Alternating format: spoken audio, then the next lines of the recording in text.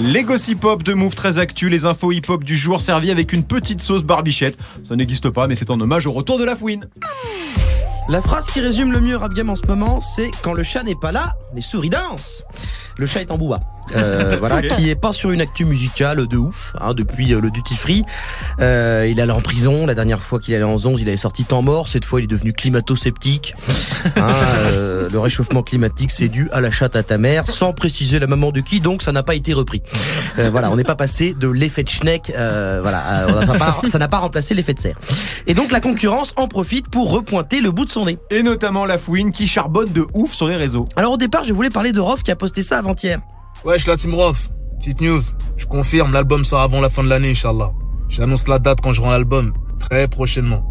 Ça me fait plaisir. Le truc c'est que ça fait 2 piges que c'est la même chose. Surtout qu'on sait pas quelle année. Exactement. En plus fin d'année c'est décembre, s'il se met à neiger, il va paniquer. Il nous a déjà fait le coup. Alors c'est vrai qu'avec la fouine on est sur du sûr. Sa double mixtape sombre arrive. On sait pas quand exactement mais elle existe. Vu qu'il sort un clip par jour depuis lundi par exemple. Hier il a sorti Aventador. Aventador dans le bendo. Aventador dans le bendo. Aventador dans le bendo. Enterrez-moi dans le Kenzo. Alors quand il parle de Kenzo, je pense que c'est à lui l'Aventador. On est peut-être plus sur une bagnole de loc, mais c'est pas le problème. Je suis pas le fisc. En vrai, moi je suis pas mécontent que la fouine revienne parce qu'on l'avait un peu perdu. Mais c'est vrai qu'on le voyait plus trop. Il devient quoi depuis tout ce temps, la fouine? Bah, il s'est embrouillé avec Booba et puis il s'est un peu perdu dans le clash. Il était devenu jury dans Popstar pourtant en 2013. Oui, vrai, il était devenu mainstream, il était marrant. Mais au lieu de devenir vraiment une sorte de Gims à barbichette, il s'est trop focus sur l'embrouille avec B2O. Il voulait montrer qu'il était toujours street, donc il a fait quelques mauvais choix. Genre juste après Popstar, il a sorti le son Fête des mères. Le refrain c'était c'est la fête des mères, va niquer ta mère. C'est très contradictoire quand même.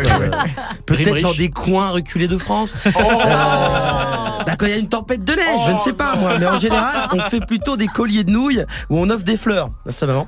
Et puis il s'est même battu avec Mouma à Miami vu qu'ils habitaient dans le même immeuble. Bref, après ça, il a sorti des trucs, genre un album en 2016, mais ça n'a pas hyper bien marché. Voilà, mais cette année, il a l'air bien déterminé et plutôt en forme. Déjà, il parle plus de B2O, et puis il a sorti pas mal de sons avant l'été, dont le fameux Mohamed Salah.